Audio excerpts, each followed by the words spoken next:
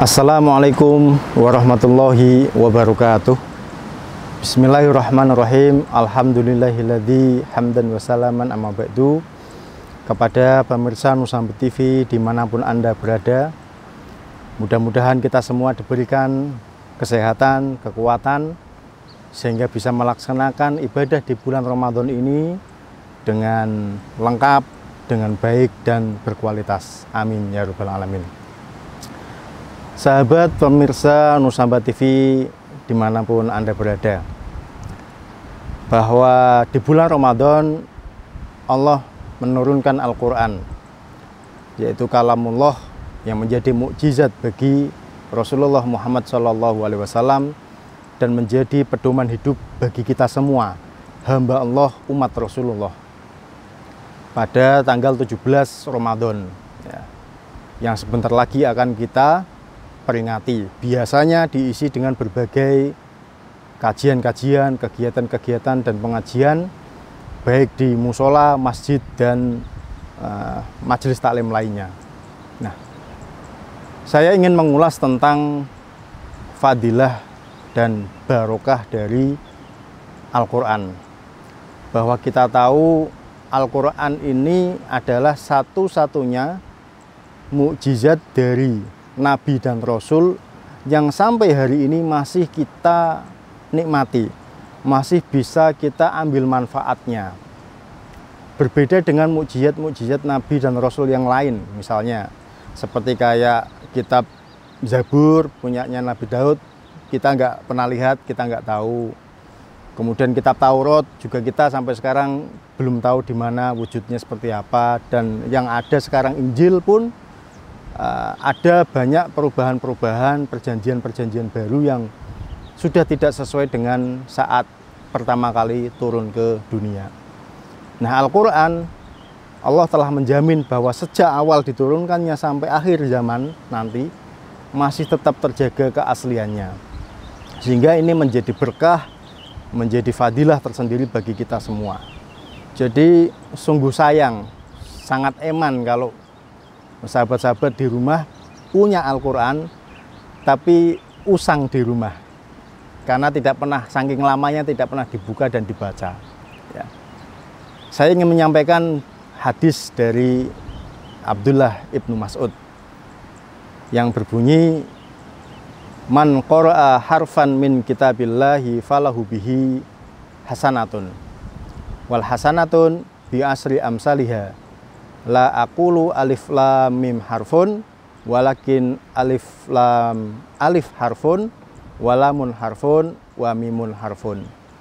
Artinya, barang siapa membaca satu huruf dari kitab Al-Quran, maka baginya adalah satu kebaikan, dan satu kebaikan dilipat gandakan oleh Allah menjadi 10 kebaikan.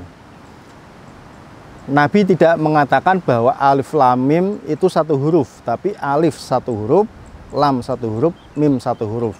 Jadi setiap satu hurufnya itu masing-masing membawa barokah, membawa pahala 10 kali kebaikan. Maka jangan sampai dalam satu hari kita itu tidak membaca ayat-ayat Al-Quran. Walaupun misalnya pemirsa di rumah hanya membaca surat yang paling pendek ya, surat yang paling pendek dalam Al-Quran itu kan apa? Surat Al-Kautsar ya, sejumlah 3 ayat.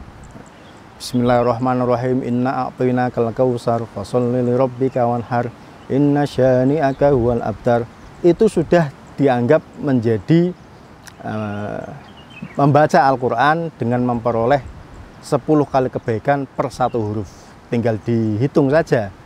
Dalam surat Al-Kautsar itu tadi yang 3 ayat ada berapa jumlah hurufnya, kemudian dikalikan 10. Nah, ada pendapat dari ulama ya, Dewan Fatwa Saudi Arabia yang bernama Syekh Abdul Karim Al-Khudri. Beliau mengatakan bahwa dalam membaca satu halaman Al-Quran, satu mushaf Al-Quran ya, itu pahalanya setara dengan 5.000 kebaikan.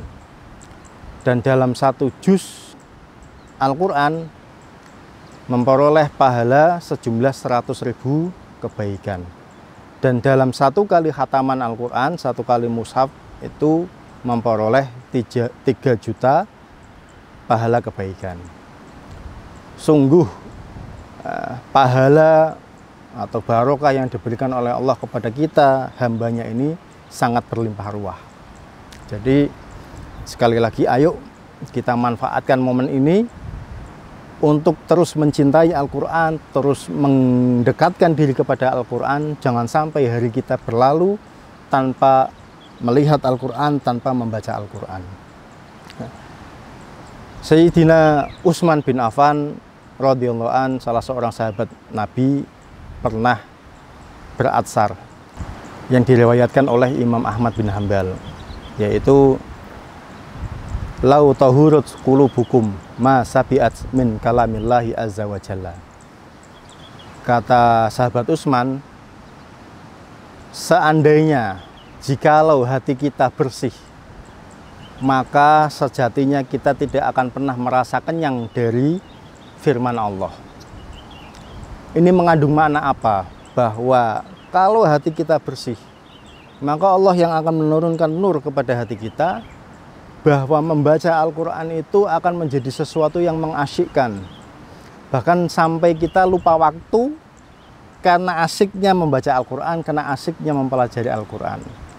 Hal ini terbukti sahabat-sahabat. Bisa sahabat-sahabat lihat misalnya di pondok pesantren yang tahfidz ya, tahfidzul Quran. Itu mereka teman-teman santri itu begitu asik dari pagi sampai malam hari itu membaca Al-Quran. Sampai lupa waktu, sampai lupa makan. Itu karena lau tahurat qulubukum itu tadi. Karena Allah sudah membersihkan hati mereka, sehingga membaca Al-Quran pun tidak pernah merasa kenyang, tidak pernah merasa puas. Nah, kalau hari ini ada di antara kita semua, pemirsa Nusantara TV, ya, belum membaca satu lembar misalnya, sudah capek, sudah kenyang, ya, sudah puas.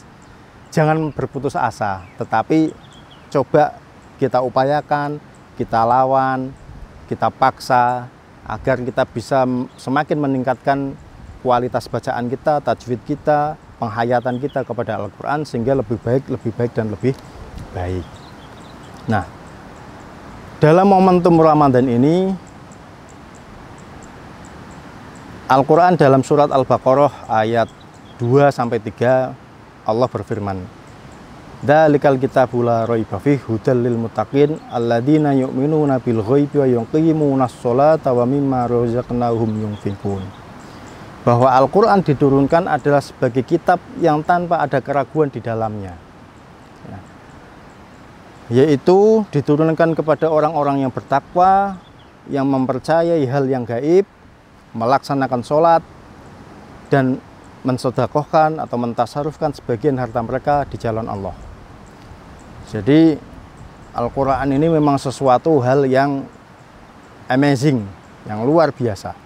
Tidak hanya berdimensi spiritual saja, dimensi rohani saja, tapi berdimensi intelektual, secara kajian keilmuannya juga relevan dengan keadaan dunia saat ini.